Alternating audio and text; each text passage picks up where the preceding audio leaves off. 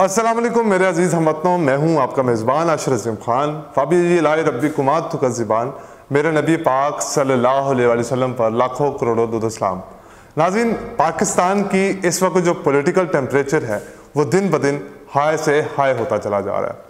हुकूमत जो है वो अपने तमाम हरबे इस्तेमाल कर रही है कि किसी न किसी तरह से इमरान खान का किया जाने वाला लॉन्ग मार्च जो है उसको किसी तरह से रोका जाए और इस इम्पोर्टेड हुकूमत को मज़ीद टाइम मिल सके कि वो पाकिस्तान की मईशत को बेहतर कर सकें। लेकिन वो पिछले 7 माह के अंदर पाकिस्तान की मईशत को बेहतर करने के बजाय बदहाली की तरफ ले जाते रहे। पाकिस्तान की आवाम को कहीं पर भी रिलीफ नहीं दे पाई ये इम्पोर्टेड हुकूमत। इसहाक डार साहब ने अपने एक इंटरव्यू के अंदर, जो उनका हामिद मीर के साथ इंटरव्यू था, उनके ऊपर जो मिफ्ताह इस्माइल साहब ने तनकीद की थी, उस तनकीद का जवाब देते हुए उन्होंने कहा कि मैं 25 साल से IMF के साथ डील कर रहा हूँ, 25 साल से हम इस मुल्क को कर्जों के अंदर डबो रहे हैं और मैं जानता हूँ, बड़े बेहतर तरीके से जानता हूँ कि IMF के साथ कैसे डील करना है और उनको कैसे एतमाद में लेना है। मैं भी यही चाहता हूँ, हम भी यही कहते हैं कि 35 साल से ये माफिया, ये चोरों लुटेरों के लोगों की हुकूमत थी। 35 साल पाकिस्तान के ऊपर हुकूमत रही, लेकिन पाकिस्तान की इकॉनमी 1% भी इंक्रीज नहीं हुई।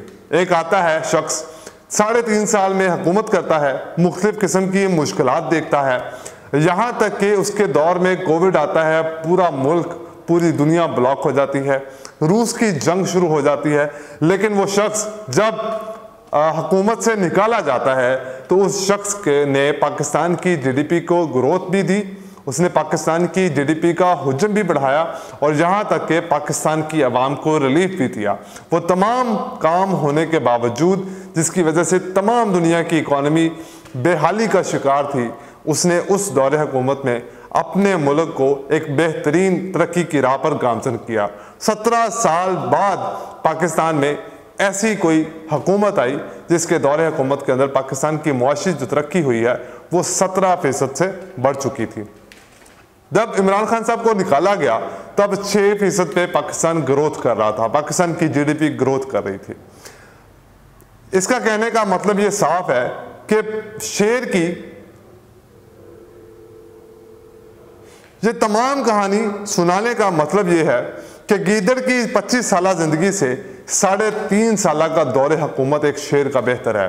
जब वो हुकूमत से निकाला जाता है तो वो ना तो कॉल देता है, लेकिन पाकिस्तान की आवाम खुद ही इनकलाब के लिए सड़कों पर आ जाती है। उसके बाद इस वक्त जो सूरत हाल है, यहाँ पे इस पार्टी के अंदर जितने लोग हैं वो इतने पढ़े लिखे हैं, जो लोग इनको अपना लीडर मानते हैं, मरियम नवाज शरीफ साहबा को,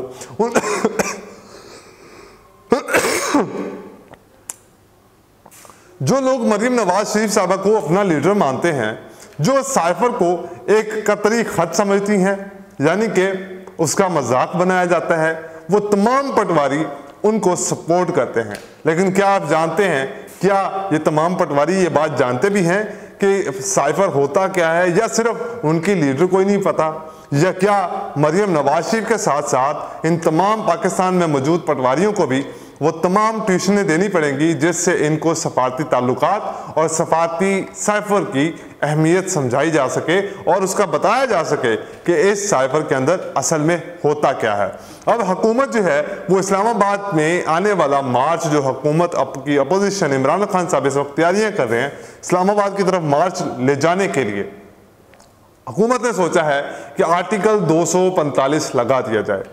दूसरी तरफ ये एक और कोशिशें की जा रही हैं कि क्या अगर आर्मी चीफ को तैनाती उनकी एक्सटेंशन की जाती है तो वो किसके काम आएंगे। सबसे जो मेन चीज है, एक आज हमारे आर्मी चीफ साहब ने जो अमेरिका के अंदर ये बयान दिया कि वो मजीद मुद्दत नहीं चाहते, वो इसके बाद बेल्जियम जाना चाहते हैं अपनी मुद्दत मुलाजमत पूरी करने के बाद। यानी कि मुझे ये लगता है कि army chief general Qamar Javed Bajwa साहब को ये जब रिटायरमेंट के बाद इमरान खान साहब के खिलाफ इस्तेमाल किया जाएगा, उनके ऊपर बिठाकर किसी भी टीवी इंटरव्यू पर उनसे इंटरव्यूज लिए जाएंगे, क्योंकि इस वक्त वो ऐसी सीट पर विराजमान है जहां पर वो किसी की पार्टी के बयानी की सपोर्ट नहीं कर सकते, किसी पार्टी के खिलाफ नहीं जा सकते। तो उनको उस वक्त इस्तेमाल किया जाएगा जब वो इक़्तिदार से या अपनी सीट से निकल चुके होंगे।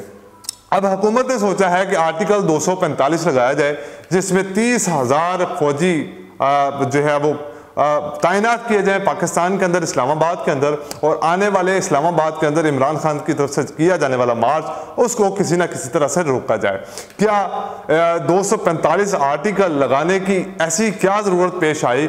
क्या पाकिस्तान के ऊपर किसी दूसरे मुल्क ने हमला करना है, या पाकिस्तान की अपनी अवाम, अपने लोग जो इस बात पर सोच रखते हैं कि उनका लीडर इमरान खान है, इस मुल्क की तकदीर अगर कोई बदल सकता है अल्लाह के बाद तो वो इमरान खान है, हम इमरान खान की साथ खड़े होना चाहते हैं, हम उनके साथ पाकिस्तान में इनकलाब लाना चाहते हैं, लेकिन इस गवर्नमेंट को इस बात पर तकलीफ होती है कि खान साहब की मकबूलियत इतनी ज़्यादा क्यों है, जबकि मरियम नवाज साहबा ने वो सब कुछ किया है जो उन्होंने अपना सब कुछ करने के लिए, शोहरत हासिल करने के लिए, मकबूलियत हासिल करने के लिए वो सब कुछ किया जो वो कर सकती थी, लेकिन फिर भी उनका हर बार उल्टा पड़ जाता है। खान साहब को एक चीज़ समझनी चाहिए कि उनको जो अपोजिशन मिली है वो इतनी डरपोक है कि वो जो बयानियां बनाते हैं वो इमरान खान साहब की हक में चला जाता है।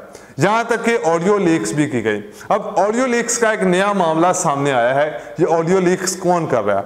कुछ इतलात के मुताबिक पाकिस्तान में, क्योंकि जो इस वक्त इमरान खान साहब की मकबूलियत थी, कोई भी शख्स जो इमरान खान साहब को अपना लीडर मानता था या पाकिस्तान तहरीक इंसाफ का कारकुन था, वो इस इम्पोर्टेड काबीना और पाकिस्तान के मुख्तलिफ हलकों का कोई बयानिया मानने के लिए तैयार नहीं था। तो इन्होंने एक नए मंसूबे के तहत पाकिस्तान में एक तीसरा पर्सन मुतारफ करवाया, और वो पर्सन था हैकर। तीसरा किरदार मुतारफ करवाया, वो था हैकर, ताकि इसकी बात पर कुछ लोग एतबार कर सकें। और उस हैकर को इस तरह से शो करवाया गया जैसे कि वो बहुत बड़ा मुहिब्बे वतन पाकिस्तानी है, जिसने पाकिस्तान की बका के लिए वो तमाम ऑडियो लीक्स की, जबकि ये तमाम काम जो थे वो इसी हुकूमत की तरफ से किए जा रहे थे। पाकिस्तान की आवाम को डाइवर्ट करने के लिए हैकर की तरफ इनको अपनी कुछ ऑडियोज लीक करना पड़ी, और उन ऑडियोज के बाद फौरन बाद इमरान खान साहब की ऑडियोज लीक कर दी जाती हैं। ये वही ऑडियोज हैं जो आज से 4-5 महीने पहले अपलोड की गई थी, लेकिन उन ऑडियोज को दोबारा लीक करने का मकसद ये था कि पाकिस्तान की आवाम जो इमरान खान के बयानिए के साथ खड़ी है वो इनकी बातों के ऊपर एतबार कर सके। अब एक और सबसे बड़ा काम किया जा रहा है। आर्टिकल 6 के अंदर और आर्टिकल 72 के अंदर कुछ तब्दीलियां की जा रही हैं। तब्दीलियां ये की जा रही हैं कि उसके अंदर से जो सादिको अमीन का लफ्ज है उसको निकाल कर ख़त्म कर दिया जाए, क्योंकि इमरान खान साहब तो अभी भी सादिक और अमीन हैं, और नवाज शरीफ साहब क्योंकि करप्शन के इल्ज़ामात में वो नाअहल हो चुके थे और वो सादिक और अमीन नहीं रहे, इसलिए पाकिस्तान, नज़रिया पाकिस्तान जो कानून हमारी इस्लामी रियासत को मुतारफ़ करता है, जो हमारी इस्लामी रियासत का लोगों के सामने एक परसेप्शन देता है, उसी कानून को ख़त्म करके उसमें से सादिक व अमीन का लफ्ज़ हटाया जा रहा है। अब आपको ये भी पता होगा कि पाकिस्तान के कानून के अंदर ये मेंशन है कि कोई भी गैर मुस्लिम या जिस तरह कादियानी है, जिस तरह से कोई ईसाई है, वो पाकिस्तान के बेहतर यानी कि बेशतर जो सबसे बड़ी पोस्टें हैं उनके ऊपर उसको बराजमान नहीं किया जा सकता।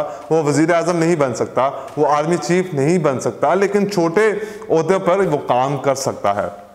अब मुझे जहाँ तक लग रहा है वो ये लोग इस कानून को भी ख़त्म करके वहाँ पे ये मेंशन कर देंगे कि कोई भी गैर मुस्लिम उठकर पाकिस्तान का वज़ीर आज़म बन सकता है, पाकिस्तान का आर्मी चीफ बन सकता है। जिस तरह से मिफ्ताह इस्माइल साहब ने इल्ज़ामात लगाए हैं कि कानून, नैब कानून में तब्दीलियां जो हैं वो आर्मी की तरफ से करवाएगी, इसका ये साफ मतलब बनता है कि कहीं ना कहीं से हमारे मुख्तदिर हलके या तो इस NRO की तलाश में अपने लोगों को साफ करवाना चाहते थे और उनको सियासत में लाना चाहते थे, या ऐसा कुछ मंसूबा बनाया जा रहा है जिससे पाकिस्तान की साख को दुनिया के सामने मज़ीद नुकसान पहुँचेगा। अब मरियम नवाज शरीफ साहबा लंदन फरार हो चुकी हैं, मुजरिमा हैं, पाकिस्तान के कानून में तब्दीलियां करके अपने आप को NRO 2 देकर अब अपने फादर बाप को पाकिस्तान लाने के लिए तैयार हो चुकी हैं। दूसरा, उनकी एक बड़ी मंतक जो है वो ये सामने आई है कि वो जब सर्जरी करवा कर वापस आएंगी तो पंजाब को फतह करेंगी। इसका क्या मतलब है? एंजेलिना जोली अगर सर्जरी करवा कर वो तो पूरी दुनिया को फतह कर सकती है। और भी बहुत सारे ऐसे लोग हैं जिन्होंने सर्जरीज करवाई हैं। किसी ने अपने होंठों की सर्जरी करवाई है, किसी ने अपनी आंखों की सर्जरी करवाई है। हानिया आमर ने सर्जरी करवाई है अपने होंठों की। क्या वो पाकिस्तान को सर्जरी के बाद फतह कर सकती हैं? क्या ऐसे बहुत सारे सवाल हैं। कौन से लोग इनको अपना लीडर मानते हैं जिन्होंने कभी ये नहीं पता कि सफारती ताल्लुकात और सफारती साइफर क्या होता है।